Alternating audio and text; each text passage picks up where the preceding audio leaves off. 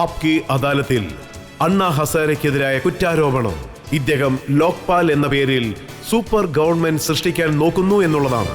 അണ്ണാ sir, Indian ഗവൺമെന്റിലുള്ള വലിയ നേതാക്കന്മാരും മന്ത്രിമാരും ഒക്കെ അവർ പറയുന്നത് എന്താണെന്ന് വെച്ചാൽ താങ്കൾ ലോക്പാൽ ഡിമാൻഡ് ചെയ്യുന്നതുകൊണ്ട് ലോക്പാൽ സൃഷ്ടിച്ച് എല്ലാവരുടെയും മുകളിലിരുന്ന് ഭരിക്കാനുള്ള ഏർപ്പാടുകളാണ് താങ്കൾ ചെയ്യുന്നതെന്നാണ്, ഒരു സൂപ്പർ സർക്കാർ ഉണ്ടാക്കാൻ വേണ്ടി. അങ്ങനെയല്ല, ഞങ്ങൾ ആവശ്യപ്പെട്ടത് ലോക്പാൽ ബില്ല് പോലൊരു നിയമം കൊണ്ടുവരാനാണ്. അങ്ങനെയാണെങ്കിൽ കറക്ഷനൊരു ബ്രേക്ക് ഉണ്ടാവും, അഴിമതിയില്ലാത്ത ഇന്ത്യ രൂപപ്പെടും. അതാണല്ലോ ഞങ്ങൾ ആവശ്യപ്പെടുന്നത്. അതുകൊണ്ടാണ് ഞങ്ങൾ സിവിൽ സൊസൈറ്റിയുമായി ബന്ധപ്പെട്ട ആവശ്യം ഉന്നയിച്ചത്. ഞങ്ങൾ യഥാർത്ഥത്തിൽ സർക്കാരിന് ഒരു സമ്മർദ്ദവും കൊടുത്തിട്ടില്ല. പക്ഷേ അണ്ണാ സാർ, താങ്കൾ കൊണ്ടുവരുന്ന ബില്ലിനെ കുറിച്ച് അരവിന്ദ് കെജ്രിവാളിന് കുറച്ചുകൂടി എക്സ്പ്ലെയിൻ ചെയ്യാൻ സാധിക്കും. പ്രധാനമായും താങ്കളുടെ മേൽ ആരോപിക്കപ്പെടുന്ന കുറ്റം താങ്കൾ കൊണ്ടുവരാൻ ശ്രമിക്കുന്ന ബില്ലും താങ്കൾ സൃഷ്ടിക്കാൻ ശ്രമിക്കുന്ന ലോക്പാലും ദൈവത്തിനേക്കാൾ വലിയ അധികാരങ്ങൾ ഉള്ളതാണെന്നാണ്. പ്രധാനമന്ത്രിയെക്കാളും ഉന്നതിയിലുള്ള ചീഫ് ജസ്റ്റിസിനേക്കാളും അധികാരങ്ങൾ കൂടുതലുള്ളത്. നോക്കൂ, ഇതൊരു തെറ്റായ അഭ്യൂഹമാണ്. ആളുകളുടെ മനസ്സിലേക്ക് ഇത് വളരെ പ്ലാൻഡ് ആയിട്ട് പ്രചരിപ്പിക്കുകയാണ്. ലോക്പാലിലുള്ള ഇൻവെസ്റ്റിഗേഷൻ ഓഫീസറിന്റെ അടുത്ത് പ്രധാനമന്ത്രിക്ക് എതിരായി ഏതെങ്കിലും ഒരു പരാതി വന്നാൽ പോലും, അതല്ല ചീഫ് ജസ്റ്റിസിനെതിരായി ഒരു പരാതി വന്നാലും, അതുമല്ലെങ്കിൽ ഏതെങ്കിലും മന്ത്രി, MP, അതുമല്ലെങ്കിൽ പ്യൂൺ, ഇങ്ങനെ ആർക്കെതിരെയെങ്കിലും ഒരു കറപ്ഷൻ കംപ്ലൈന്റ് വന്നാൽ അദ്ദേഹം ആ കാര്യം അന്വേഷിക്കുക മാത്രമേ ചെയ്യൂ. അദ്ദേഹത്തിന് ഓർഡർ ഇടാനുള്ള അധികാരമില്ല. പക്ഷേ സർക്കാർ സ്ഥലങ്ങളിൽ നിന്ന് ഞാൻ അറിഞ്ഞ എന്താണെന്ന് വെച്ചാൽ ഈ ബോഡി നോക്കുകയാണെങ്കിൽ അണ്ണാ ഹസാരെ കൊണ്ടുവരുന്ന ഈ ബോഡി അരവിന്ദ് കെജ്രിവാളിനെ ലോക്പാൽ ആക്കുന്ന രീതിയിലുള്ളതാണ്, എല്ലാവരെയും ഭരിക്കുന്ന രീതി. നമുക്ക് അങ്ങനെ പ്രതീക്ഷിക്കാൻ പറ്റില്ല. ലോക്പാൽ ഒരു രാജയുടെ മുന്നിൽ പോയി നിന്ന്, അല്ലെങ്കിൽ കൽമാടിയുടെ മുന്നിൽ പോയി കൈകൂപ്പി നിന്ന് നിങ്ങൾ വരൂ കൈക്കൂലിയെ പറ്റി സംസാരിക്കൂ എന്ന് പറയുകയാണെങ്കിൽ ആരും ഒന്നും പറയാൻ പോകുന്നില്ല. അതിന് റെയ്ഡ് നടത്തിയേ തീരൂ, അറസ്റ്റും ചെയ്തേ തീരൂ. ഇപ്പൊ CBIയുടെ കയ്യിൽ എന്തൊക്കെ പവറുകളാണോ ഉള്ളത് അതേ പവറുകൾ തന്നെയാണ് ലോക്പാലിനും ഉള്ളത്. അതിനേക്കാൾ എക്സ്ട്രാ പവറുകളൊന്നും ലോക്പാലിന് കൊടുത്തിട്ടേ ഇല്ല. അപ്പൊ താങ്കൾ എന്താണ് പറഞ്ഞു വരുന്നത്? ലോക്പാലിന് അധികാരം ഉണ്ടോ ഇല്ലയോ? ലോക്പാൽ എന്ന് വെച്ചാൽ ഒരു ഇൻവെസ്റ്റിഗേഷൻ ഏജൻസി മാത്രമാണ്. അതിൽ മൾട്ടിപ്പിൾ ഇൻവെസ്റ്റിഗേഷൻ ഏജൻസികൾ മെർജ് ആവുന്നുണ്ട്. ഞാനൊരു ഉദാഹരണം പറയാം. കോമൺവെൽത്ത് ഗെയിമിൽ സ്ട്രീറ്റ് ലൈറ്റിംഗ് കേസ് ആദ്യം CVC അന്വേഷിച്ചു, CBI അന്വേഷിച്ചു, പിന്നെ ശുംഗ്ലു കമ്മിറ്റി അന്വേഷിച്ചു. പക്ഷെ ആരും ജയിലിലായില്ല.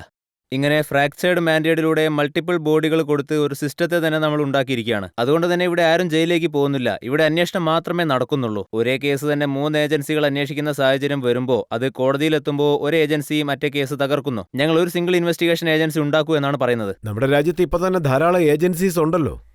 CBI അന്വേഷിച്ച് ധാരാളം പേരെ ജയിലിൽ അയക്കുകയും ചെയ്തു. ഇപ്പോൾ തീഹാർ ജയിലിൽ പോലും വലിയ വലിയ ആൾക്കാർക്ക് സ്ഥലമില്ലെന്നാണ്. വിജിലൻസ് കമ്മീഷണറുണ്ട്, CBC ഉണ്ട്, പിന്നെ എല്ലാത്തിനും മുകളിൽ മറ്റൊരു ബോഡി എന്തിനാണ് നിങ്ങൾ സൃഷ്ടിക്കാൻ ശ്രമിക്കുന്നത്? ഇപ്പോ ചിലരൊക്കെ ജയിലിൽ പോയിട്ടുണ്ടെങ്കിൽ അത് സമ്മർദ്ദം ചെലുത്തിയതുകൊണ്ടാണ് പോയത്. സ്വാതന്ത്ര്യം കിട്ടിയതിനു ശേഷം 62 വർഷമായി CBI എൻക്വയറി നടത്തി വരികയാണ്. വിജിലൻസ് കമ്മിറ്റിയും എൻക്വയറി നടത്തിയിട്ടുണ്ട്. പക്ഷേ എത്ര മന്ത്രിമാർ ജയിലിൽ പോയിട്ടുണ്ട്? എത്ര വലിയ വലിയ ഓഫീസേഴ്സ് ജയിലിൽ പോയിട്ടുണ്ട്? പറയൂ. കാരണം എന്താണെന്നറിയോ? CBIയും വിജിലൻസ് കമ്മിറ്റിയും എല്ലാം ഗവൺമെന്റിന്റെ നിയന്ത്രണത്തിലാണ്. സർക്കാരിന്റെ സമ്മർദ്ദം അവരുടെ മേലുണ്ടാവും. മിണ്ടാതിരുന്നു അല്ലെങ്കിൽ ജോലി പോകും. അതുകൊണ്ടാണ്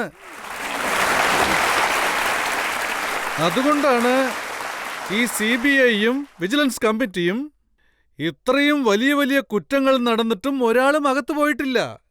അതുകൊണ്ടാണ് അത് ഗവൺമെന്റിന്റെ കൺട്രോളിൽ നിന്ന് മാറ്റി ലോക്പാൽ കൺട്രോളിലേക്ക് കൊണ്ടുവരാൻ പറയുന്നത്. അവസാനം ശിക്ഷ വിധിക്കുന്നത് ജഡ്ജി തന്നെയാണ്. പക്ഷെ എൻക്വയറി നടത്തുന്നത് ലോക്പാലാണ്, സർക്കാരല്ല.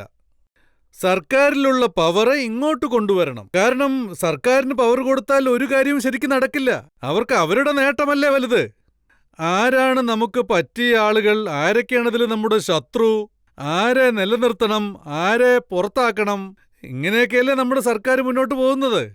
അല്ല, താങ്കൾ സർക്കാരിന്റെ റെക്കോർഡുകൾ നോക്കൂ. അതായത് മഹാരാഷ്ട്രയിൽ ആദർശ് സൊസൈറ്റിയുടെ മീറ്റിംഗ് നടക്കുമ്പോൾ മുഖ്യമന്ത്രിയെ മാറ്റി. കോമൺവെൽത്ത് ഗെയിംസിന്റെ കറപ്ഷന്റെ കാര്യങ്ങൾ വന്ന സമയത്ത് സുരേഷ് കൽമാഡിയെയും നിറയെ ഓഫീസേഴ്സിനെ ജയിലിലിട്ടു. 2G സ്കാം പുറത്തു വന്നപ്പോൾ രാജയെയും അത്രത്തോളം പവർഫുള്ളായ കരുണാനിധിയുടെ മകളായ കനിമൊഴിയെയും ഇങ്ങനെ ധാരാളം പേരെയാണ് ജയിലിലിട്ടത്. ഇതെല്ലാം തന്നെ സുപ്രീം കോർട്ട് മോണിറ്റേർഡ് കേസുകളാണ്. സുപ്രീം കോർട്ട് നേരിട്ട് CBIയെ മോണിറ്റർ ചെയ്യുമ്പോഴാണ് ഇങ്ങനെയുള്ള നടപടികൾ ഉണ്ടാവുന്നത്. ശിക്ഷ പ്രഖ്യാപിച്ചിട്ടില്ല, ഇൻവെസ്റ്റിഗേഷൻ നടക്കുന്നേ ഉള്ളൂ. ഹസൻ അലിയെ അറസ്റ്റ് ചെയ്യാനായിട്ട് മൊത്തം 3 വർഷം എടുത്തു. രാജയെ അറസ്റ്റ് ചെയ്യാനും 3 വർഷമായി. കൽമാടി അറസ്റ്റ് ചെയ്യാൻ 6 മാസം എടുത്തു, അതും എൻക്വയറി ചെയ്യാൻ വേണ്ടി മാത്രം. ഇനിയാണ് അവർക്കൊക്കെ ശിക്ഷ കിട്ടുമോ ഇല്ലയോ എന്ന് നമ്മൾ നോക്കേണ്ടത്.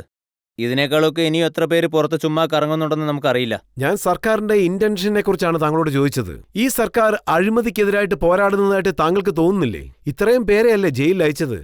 സർക്കാരിന് അഴിമതി ഇല്ലാതാക്കണമെന്നുള്ള ആഗ്രഹമുണ്ടെങ്കിൽ ഈ രാജ്യത്തിന് ഇത്രയും വലിയ കടബാധ്യത വരില്ലായിരുന്നല്ലോ.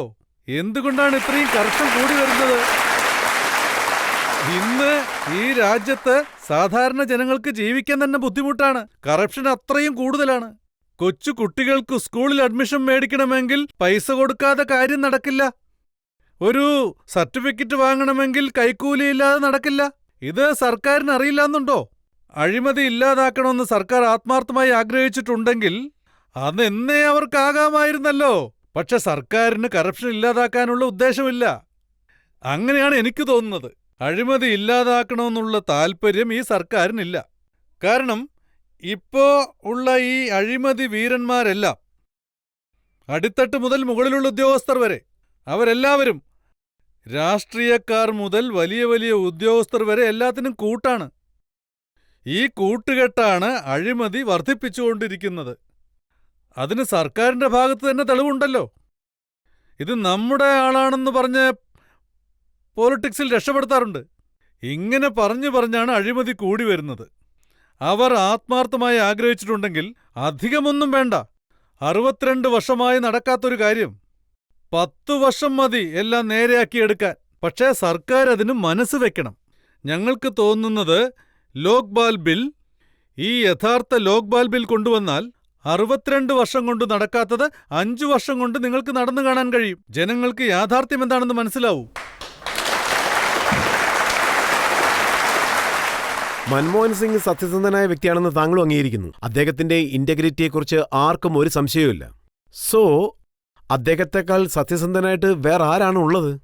ഞങ്ങളും ഈ കാര്യം സമ്മതിക്കുന്നു. ഈ രാജ്യത്തിന് ഇത്രയും ആത്മാർത്ഥമായൊരു പ്രധാനമന്ത്രിയെ കിട്ടിയതിന് നമ്മൾ ഭാഗ്യം ചെയ്തിരിക്കണം. അത് ഞാനും സമ്മതിക്കുന്നു. പക്ഷേ സത്യസന്ധനാണെങ്കിലും റിമോട്ട് കൺട്രോൾ ഉണ്ടല്ലോ, അദ്ദേഹത്തിന് എന്ത് ചെയ്യാൻ കഴിയും? നല്ല പ്രധാനമന്ത്രിക്കും എന്ത് ചെയ്യാൻ കഴിയും? റിമോട്ട് കൺട്രോൾ ഉണ്ട്. മിണ്ടാതിരിക്കുക, അല്ലെങ്കിൽ പദവി നഷ്ടപ്പെടും. പാവം, അദ്ദേഹത്തിന് എന്ത് ചെയ്യാൻ കഴിയും? അങ്ങനെയാണെങ്കിൽ ലോക്പാൽ വരികയാണെങ്കിൽ അവരുടെ ചെവിക്ക് പിടിക്കില്ലെന്ന് എന്തുറപ്പാണുള്ളത്? ലോക്പാൽ പൂർണ്ണമായും ജനങ്ങളുടെ കൺട്രോളിലായിരിക്കും. ലോക്പാലുമായി ബന്ധപ്പെട്ട എല്ലാ കാര്യങ്ങളും ജനങ്ങൾക്ക് നെറ്റിലൂടെ മനസ്സിലാക്കാൻ കഴിയും. സെലക്ഷൻ ആണെങ്കിലും പ്രവർത്തന രീതികളാണെങ്കിലും മുഴുവനും അതിലൂടെ മനസ്സിലാക്കാൻ പറ്റും.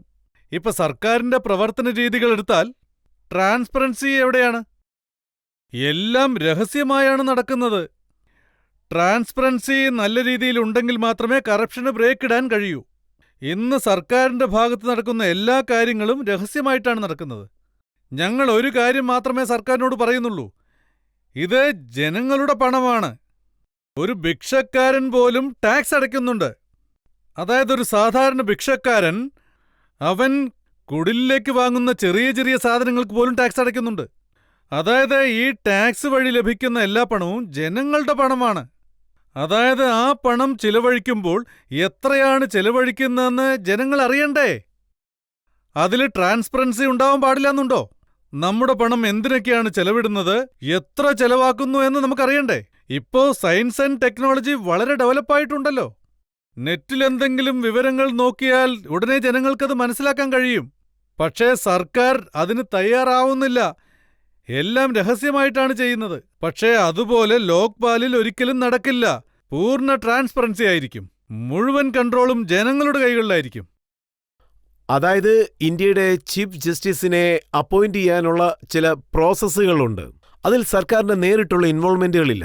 പക്ഷേ KG ബാലകൃഷ്ണൻ ചീഫ് ജസ്റ്റിസായി, വൈകിബ്സ് അഗർവാൾ ചീഫ് ജസ്റ്റിസായി, ഇന്ത്യയിലെ സുപ്രീം കോടതിയിലുള്ള ഈ ചീഫ് ജസ്റ്റിസിന്റെയൊക്കെ മുകളിലും അഴിമതി ആരോപണങ്ങൾ ഉന്നയിക്കപ്പെട്ടു.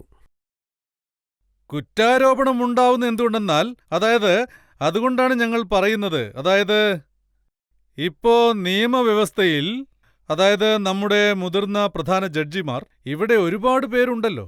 കപ്പാഡിയ വളരെ സത്യസന്ധനാണ്. പക്ഷേ നിയമവ്യവസ്ഥയിലും ചിലരൊക്കെ ഉണ്ട്.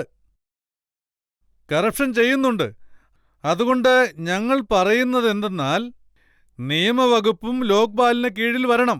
ലോക്പാൽ ആരെയും ശിക്ഷിക്കില്ല.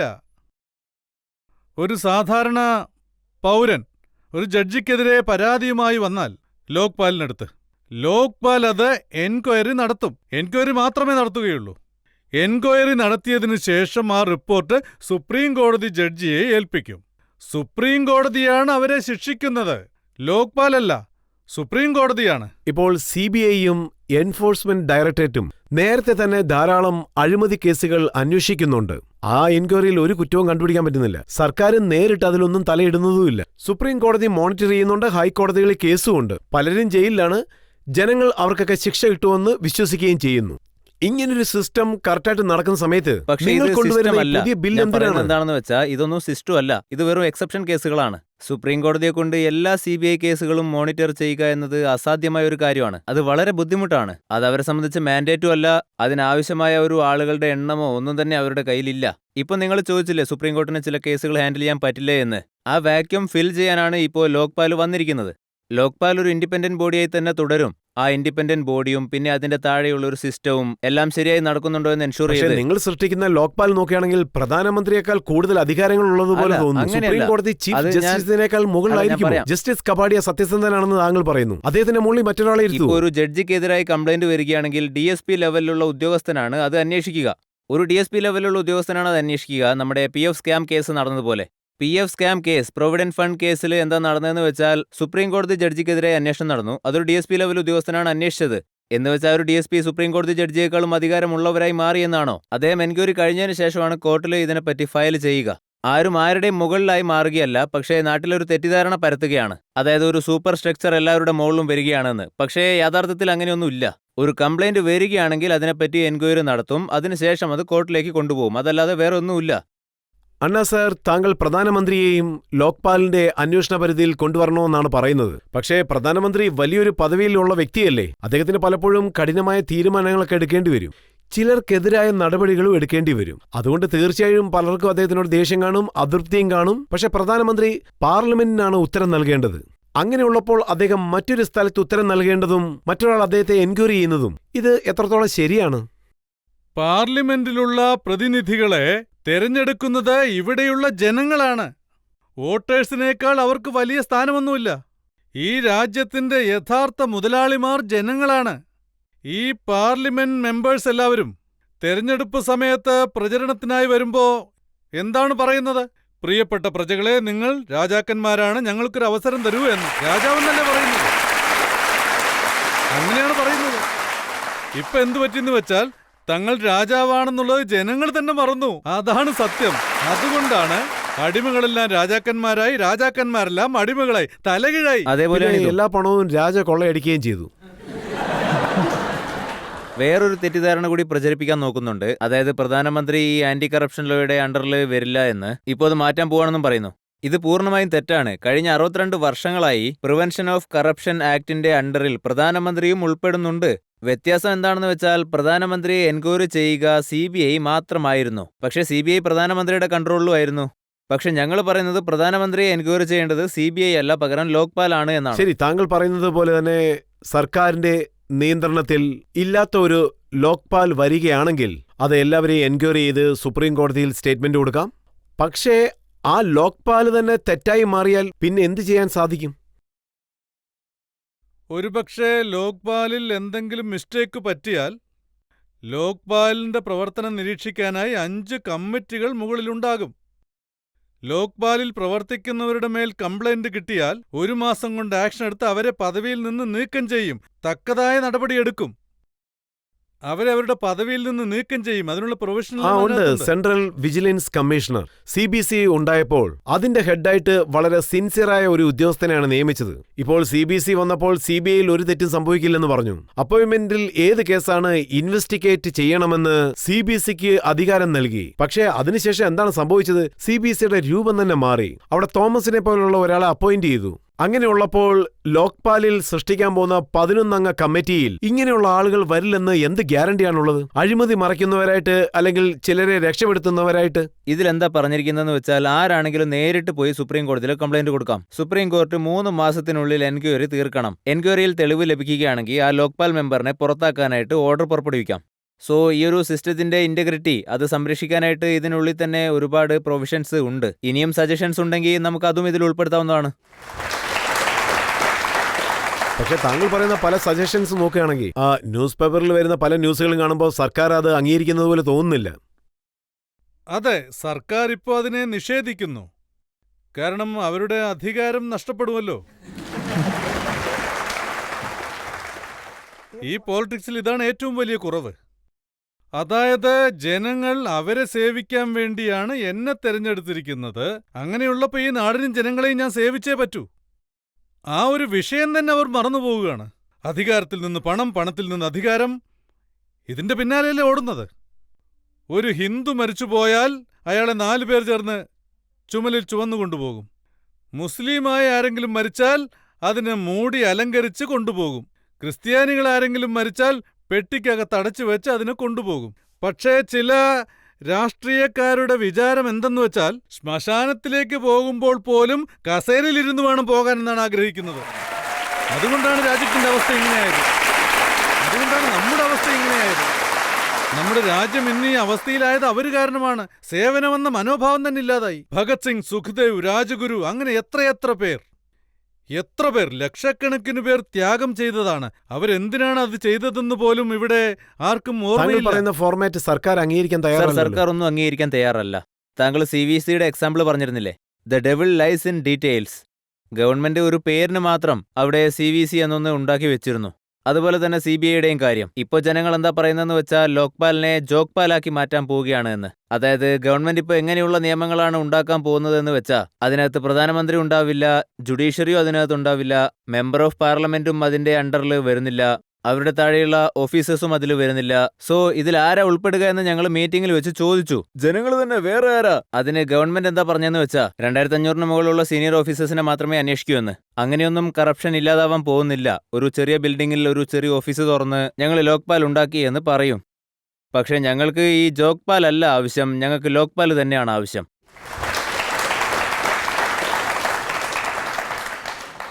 അരവിന്ദ് സാർ പറയുന്നത് പോലെ സർക്കാർ ഇതിനെ ഒരു ജോക്പാലായിട്ട് മാറ്റുകയാണെങ്കിൽ, യഥാർത്ഥ ലോക്പാൽ സൃഷ്ടിച്ചില്ലെങ്കിൽ, ആ അധികാരം നൽകിയില്ലെങ്കിൽ താങ്കൾ എന്തായിരിക്കും ചെയ്യുക? ജനങ്ങളുടെ അവകാശം, പോരാട്ടം. ജനാധിപത്യം ശക്തിപ്പെടണമെങ്കിൽ ജനങ്ങളുടെ ഐക്യം വേണം. ജനങ്ങളുടെ പോരാട്ടം കൊണ്ട് മാത്രമേ ജനാധിപത്യം ശക്തിപ്പെടൂ. നല്ല സുതാര്യമായ ജനാധിപത്യം ഉണ്ടാകൂ. ഇതൊക്കെ അറിഞ്ഞിട്ടും സർക്കാർ അത് കേട്ടില്ലെങ്കിൽ അത് കേൾപ്പിക്കാനുള്ള ഏക വഴി പോരാട്ടമാണ്. പക്ഷേ വയലൻസ് ആവരുത്, അഹിംസയിലൂടെ. അഹിംസ മാർഗത്തിൽ പോരാട്ടം നടത്തണം, ജനങ്ങൾക്ക് ഒരു ബുദ്ധിമുട്ടും ഉണ്ടാവാതെ. അങ്ങനെയാണ് പോരാട്ടം നടത്തേണ്ടത്. നമ്മളാണ് ത്യാഗം ചെയ്യേണ്ടത്. അതുകണ്ട് ജനങ്ങളുടെ മനസ്സലിയണം. അതിന്റെ പേരാണ് സത്യാഗ്രഹം. അതാണ് ഞങ്ങളുടെ മാർഗം. ഞങ്ങൾ ഏത് സമയത്തും ആ വഴിയിലൂടെയേ സഞ്ചരിക്കൂ, ആ മാർഗമേ പിന്തുടരൂ. ഒരുപക്ഷെ സർക്കാർ ലോക്പാൽ ബിൽ അംഗീകരിച്ചില്ലെങ്കിൽ ഞങ്ങൾ വീണ്ടും ജന്തർ മന്ദിറിലിരുന്നു കൊണ്ട് സത്യാഗ്രഹം നടത്തും. തീർച്ചയായും നടത്തും. പക്ഷേ സെക്ഷൻ 144 ഇട്ടിരിക്കുകയാണ്, അവിടെ ഇരിക്കാനുള്ള അനുവാദം പോലും നൽകില്ല. ഇരിക്കാൻ അനുവദിച്ചില്ലെങ്കിൽ ജയിലിൽ പോയി കിടക്കും. എന്ത് സംഭവിക്കാനാണ്? കാലത്തും ഉച്ചയ്ക്കും രാത്രിയും അവിടെ നല്ല ഫുഡ് കിട്ടും.